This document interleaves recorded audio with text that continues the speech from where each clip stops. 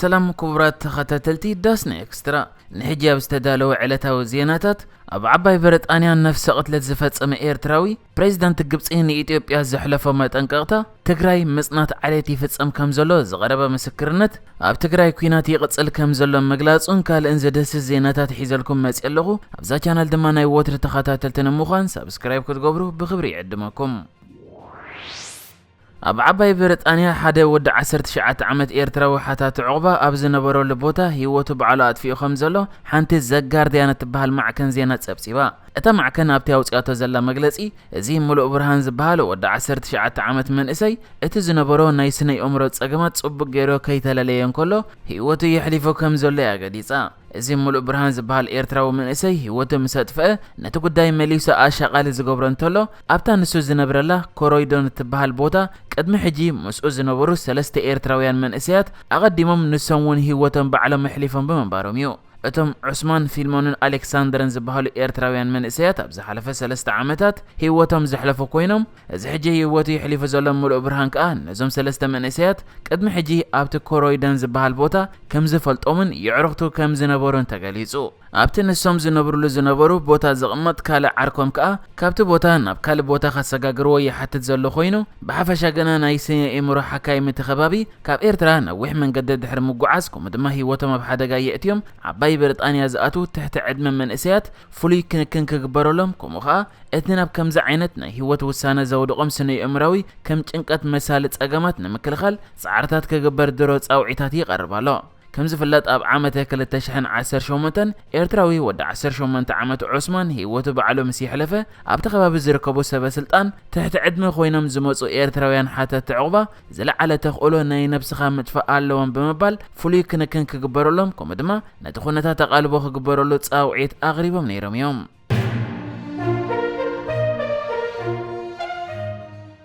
بريزيدنت ግብጽ عبد الفتاح السيسي እቲ ኣብ ዙርያ ገደብ ሕዳሰ ዝግበር ዘሎ ዝርብ በሰላማዊ መንገዲ ምዕለበ እንተ ዘይተረኺብሉ ናብ ጎንጽ ከምርሕ ከም ዝኽእል ኣጠንቂቑ ንሱ ድሕርቲ ኣብ መንጎ ግብጽ ኢትዮጵያን ሱዳንን በመንጎኘት ሕብረት ኣፍሪቃ ኣብ ከተማ ኪንሻሳ ዝተኻየደ ዘተ ብዘይ ዝኾነ ፍረ ብምታኑ ነቲ መግለጺ ከም ዝሃበ ሮይተርስ ጸብጺቡሎ ኢትዮጵያ ሱዳን ግብጽን ኣብ ጉዳይ ዓብይ ገደብ ሕዳሰ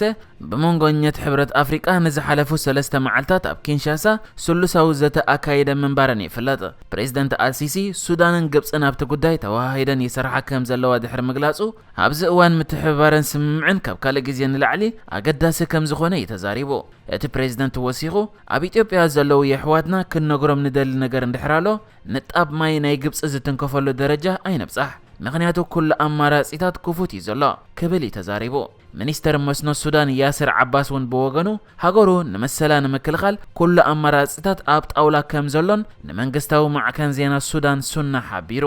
ሚኒስተር ማይ ኢትዮጵያ ስለሺ በቀለ ንጋዜጠኛታት ኣብ ዝሃቦ መግለጺ ድማ ኣብ ኣድላይ ዘይኮነ ኩናት ምእታው ከም ዘየድሊ ሓቢሩ ኩናት ብሰንኪ ማይ ክጅመር ኣይክእልን እዩ ማይ ሎምን ጽባሕን ብቐጻሊ ክውሕዝ እዩ ክብል ተዛሪቡ ንሱ ሮይተርስ ኣብ ሰደዶ መልእኽቲ ኢትዮጵያ ናይ ካልኦት ሃገራት ማይ ትጥቀማላ ንዝብል ክሲ ከነጽግ እንከሎ ንሕና ካብ ግብጽን ሱዳንን ዝመንጨወ ማይ ኣይንጥቀምን ኣለና እቲ ንጥቀሞ ማይ ናይ ኢትዮጵያ ኮይኑ ንጎረባብቲ ሃገራት ከይጎዳእና ንድልየታትን ረብሓን ህዝብና ንጥቀመሉ ኣለና ክብል ተዛሪቡ ዝሓለፈ ሰሙን ፕሬዝደንት ግብጽ ብምኽንያት እቲ ኢትዮጵያ ተሃንጾ ዘላ ዓብይ ገደብ ሕዳሰ ሃገሩ ኣብ እትረኽቦ መጠን ማይ ጽልዋ ዝፈጠር እንተኮይኑ ዝኸፍአ ዞባዊ ጸገም ክፍጠር ክብል ኣጠንቂቑ ነይሩ እዩ ፕሬዝደንት عبد الفتاح السيسي ኣብ ዝሃቦ መግለጺ ደጊመ ከም ዝገልጾ ማንም ካብ ግብጽ ንጣብ ማይ ክወስድ ኣይክእልን እዩ እዚ እንተኮይኑ ድማ ኣብዚ ዞባ ሓደገኛ ዘይምርግጋእ ክፍጠር ክብል ተዛሪቡ ነይሩ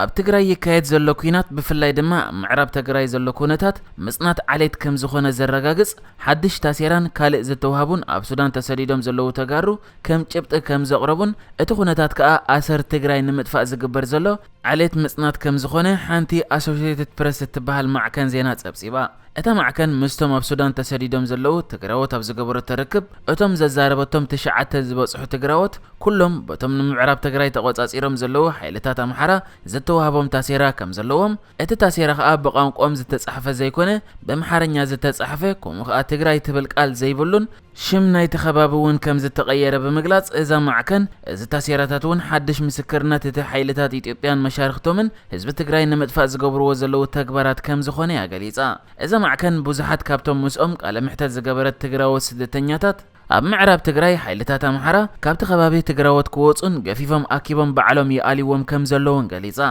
ሓደ ካብቶም እዛ ማዕከን ቃለ ምሕተት ዝገበረትሉ ሓኪም ዝነበረ ሕጂ ኣብ ሱዳን ተሰዲዱ ዘሎ ትግራዋይ እታ ቀንዲ ታሴርኡ ሓይልታት ኣምሓራ መንጢሎም ከም ዘቃጸልዋ እዛ ትግራይ ንምጥፋእ ዝተሰርሐት ታሴራ ከም ዝሃብዎን እታ ታሴራ ከዓ ዓለም ኣብ ትግራይ ምጽናት ዓሌት ይፍጸም ከም ዘሎ ክትፈለጥ ከም ምስክር ምስኡ ሒዝዋ ከም ዝመጸን ይሓቢሩ እዚ ከምዚ ኢሉ እንከሎ ድማ ካልእ ምስ ትግራይ ብዝተሓዝ ኣብ ትግራይ ልዕሊ ሓደ ሰሙን ድሕሪ ዝገበረ ምቁራጽ ሓይሊ ኤሌክትሪክ ኣብ መቐለ ዳግማይ ሓይሊ ኤሌክትሪክ ተመሊሱ ከም ዘሎ ተገሊጹ ገለ ነበርቲ ከተማ መቐለ ምስ ማዕከን ዜና ድምፂ ኣሜሪካ ኣብ ዝገበርዎ ቃለ ምሕተት ሓይሊ ኤሌክትሪክ ይኸይድ ይመጽእ ምህላው ኣብ መዓልታዊ መነባብሮ ህዝቢ ከቢድ ኩነታት ፈጢሩ ከም ዘሎ ድሕሪ ምግላጽ ገለ ድማ ምስ ፖለቲካ ከተሓሕዝዎ እዮም ተሰሚዖም ዘለዉ እዚ ይኹን እምበር ሓደ ሓላፊ ሓይሊ ኤሌክትሪክ ኢትዮጵያ እቲ ምጥፋእ ናይ ኤሌክትሪክ ምስ ፖለቲካ ምትሓዝ የብሉን እኳ እንተበለ ብዙሓት ወገናት ግና ኣብዚ እዋን ልኡኽ ሕብረት ኤውሮጳ ፓካ ሃቪስቶ ናብ ኢትዮጵያ ምብጻሕ ይገብር በምህላው እቲ ምምላስ ኤሌክትሪክ ምስኡ ምትሓዝ ክህልዎ ከም ዝኽእል እዮም ጥርጣረታቶም ዝገልጹ ዘለዉ እዚ ከምዚ ኢሉ እንከሎ ድማ ሰብኣዊ ኩነታት ክልል ትግራይ ኣብ ከቢድ ኩነታት በጺሑ ከም ዘሎ ኣብቲ ክልል ዘለዉ ሰራሕተኛታት ውድብ ሕብራት ሃገራት ሓቢሮም እቶም ሰራሕተኛታት ኣብ መግለጺኦም ሰብኣዊ ሓገዛት ንምብጻሕ ዝግበር ዘሎ ጻዕርታት ጽቡቕ ተበግሶ ኣርኢዩ እኳ እንተሎ ኣብ ትግራይ ግና ክሳብ ሕጂ ኣብ ሰሜናዊ ምዕራብ ማእከል ምብራቕ ደቡብን ደቡባዊ ምብራቕ ትግራይን ውግእ ይካየድ ከም ዘሎ ብምግላጽ ኣብ ከም በዓል ሳምረን ግጀትን በጺሖም ህዝብተን ዓድታት ህይወት ንምድሓን ተመዛቢሉ ከም ዘሎ እዮም ሓቢሮም ዘለዉ ከምዚ ዝከር ቀዳማይ ሚኒስተር ኢትዮጵያ አብይ አሕመድ ሕወሓት ደባይ ተዋጋኢ ተቐይሩ ኢሉ ዝነበረ ኮይኑ ዝተፈላለያ ማዕከና ዜና ይገልጾ ከም ዘለዋ ከዓ ኣብቲ ኣቐዲሙ ዝተጠቕሰ ከባቢታት ትግራይ ውግእ ከምኡ ድማ ድብያታት ብብዝሒ ይፍጸም ከም ዘሎ የን ዝሕብራ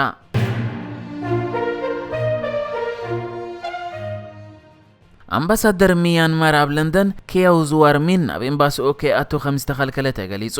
ንሱ ኣብ ዝሃቦ ሓበሬታ ወተሃደራዊ በዓል ሞያን ዲፕሎማትን ሰራሕተኛታት እቲ ኤምባሲ ካብቲ ህንጻ ክወጹ ከም ዝሓተቶምን ደጊም ወኪል እቲ ሃገር ከም ዘይኮነ ከም ዝነገሮን ተዛሪቡ ሰራዊት ሚያንማር ሓደ ለካቲት ብዕልዋ ስልጣን ድሕሪ መሓዙ